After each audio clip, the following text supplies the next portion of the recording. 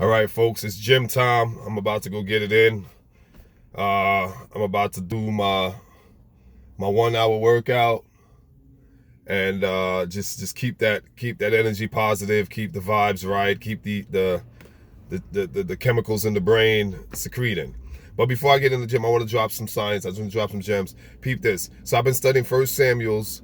I've been studying First Samuel's all through the chapters, and something that stuck out to me that I want to point out to you guys about innovation and breaking away and breaking, not necessarily breaking away from tradition, depending, some traditions are good, but being innovative and walking in your own footsteps, right? Trusting in your own self abilities and skills. Saul, when Saul approved or sanctioned David to meet Goliath on the battlefield, I noticed this was interesting. He clothed David with his armory. He gave David his helmet. He gave David his shield. He gave David his breastplate. He gave David his sword. He gave David all of his, again, Saul, mighty, mighty warrior. You read about Saul in the Bible. Uh, Saul gave David his weapons to go fight Goliath. And when David put on his weapons and began to move, he said, no, no, no, no, no.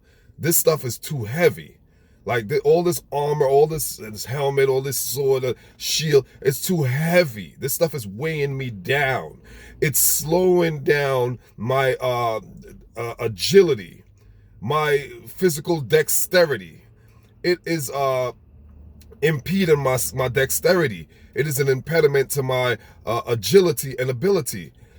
I can't use this. And David proceeds to discard the weaponry and armory and all the stuff that Saul had attired or adorned him in.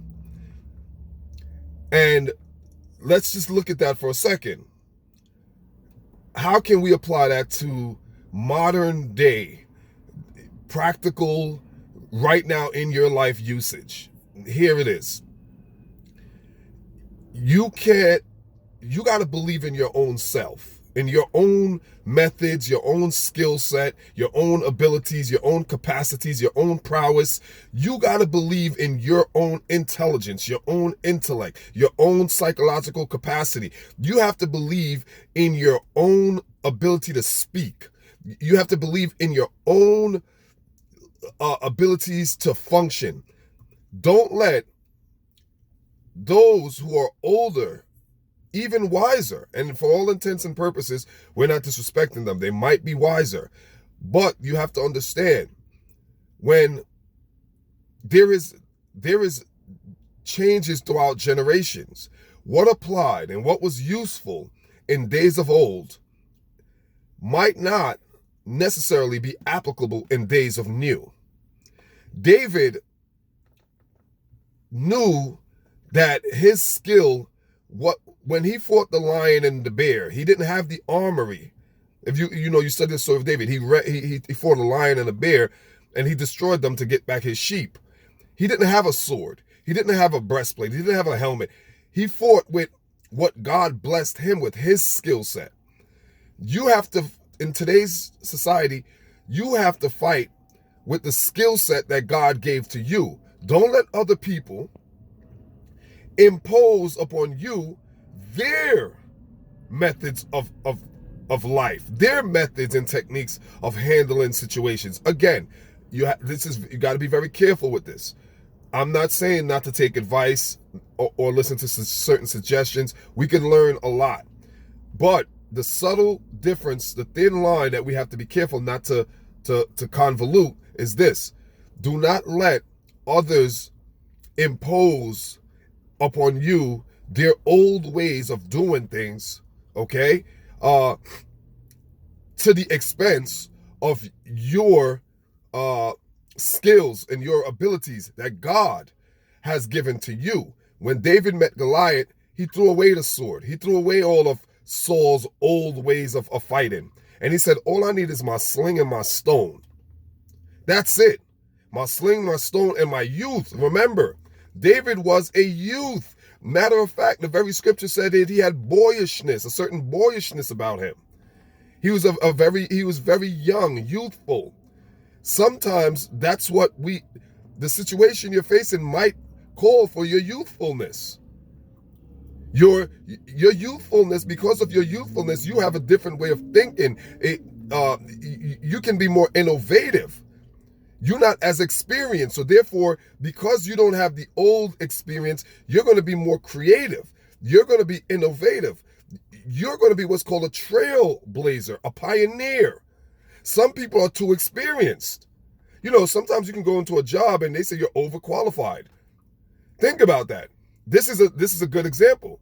You and I could both walk into for the same exact job or same position in an office, and they might look at me and say, what kind of experience do you have? And I say, I have a degree, I have a bachelor's, I have this, and 10 years, 15 years.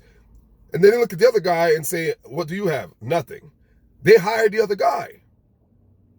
Because it's not a favoritism thing. It comes that what it boils down to is I might be too set in my ways.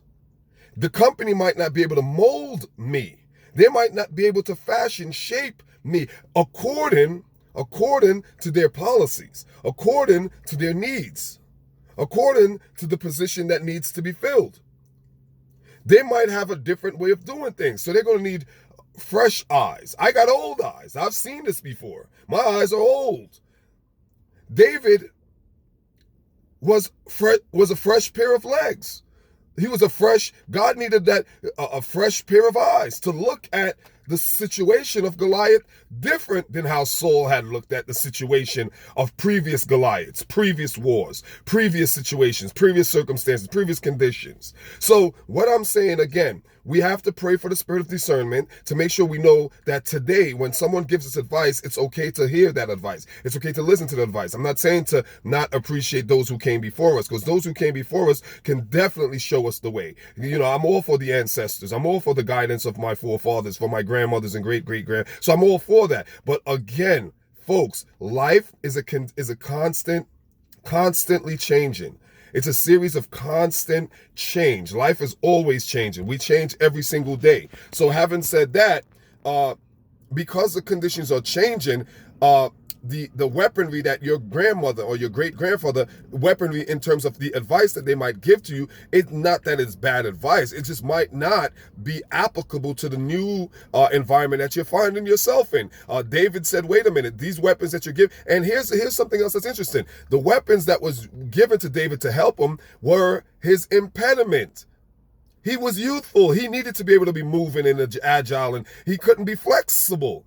There was no flexibility with the weaponry that he was wearing because it was too heavy. Remember, Saul is a grown man. David is a boy, a youth. So the weaponry that he was given, the helmet and all this, weighed him down. It was too heavy for him. He needed flexibility and agility. His sling and his stone was light. There was no real weight there.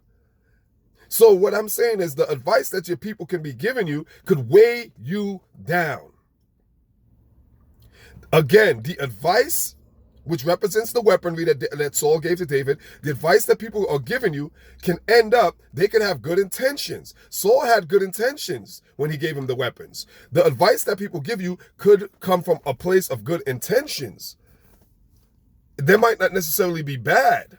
Their intent is good, but the advice can end up being your impediment. It can end up weighing you down. Like the weapons weighed David down. The advice, the suggestions, the things that people are, do it this way. This is the way I will do it. Can weigh you down. So until next time, folks. Mark here. I'm about to go work it out. Peace.